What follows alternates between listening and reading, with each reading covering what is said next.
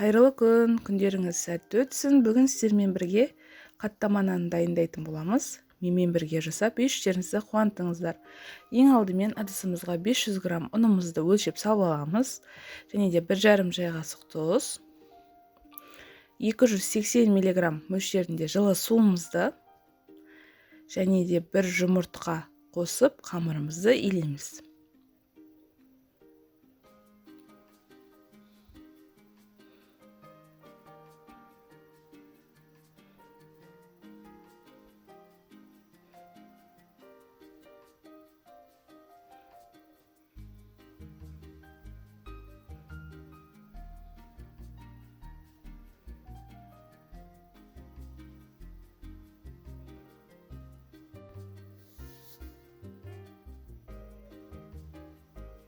Қамырымыздың бәрін илеп алғаннан кейін салмағын өлшейміз. Менде 800 грамм шықты. Соны тура 4 бөлікке бөліп аламыз. 200 граммнан 4 бөлікке бөліп алдым.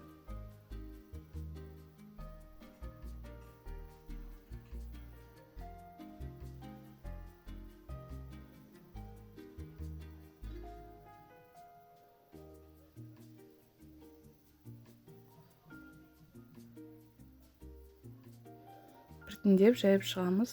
Жұқа етіп жаямыз. Жұқа етіп жайып алғаннан кейін алдын ала ерітілген 60 грамм мөлшеріндегі сары майымызды бетіне жағып шығамыз.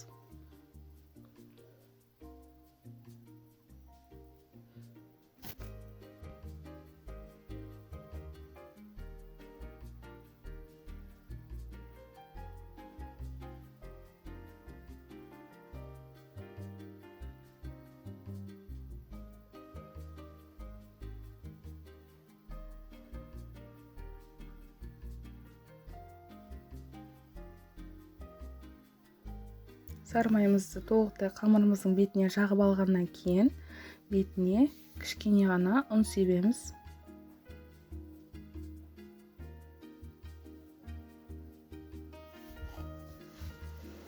Рецепт өте қарапайым. Қамырыңызды 4-ке бөлмей, бір бөліктен ғана қылып пешке пісіріп алсаңыз да болады.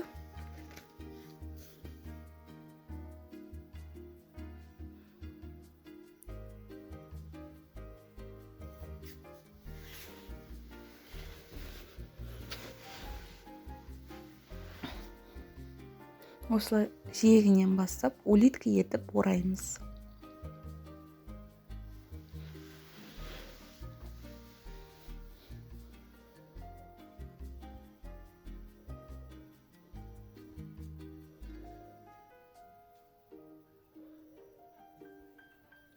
Қамырларымызды осылай дайындап алғаннан кейін холодильникке бетін жауып жарты сағатқа немесе 1 сағатқа қалдырасыздар.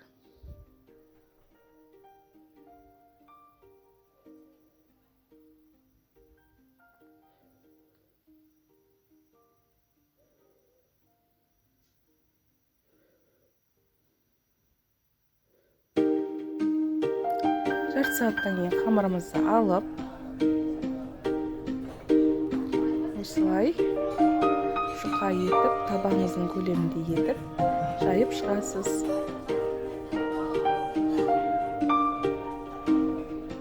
Табағыңызды алдын ала орташа отта қыздырып алыңыз. Және де осылай жұқа етіп май жағып шығасыз. Екі жағын пісіреміз.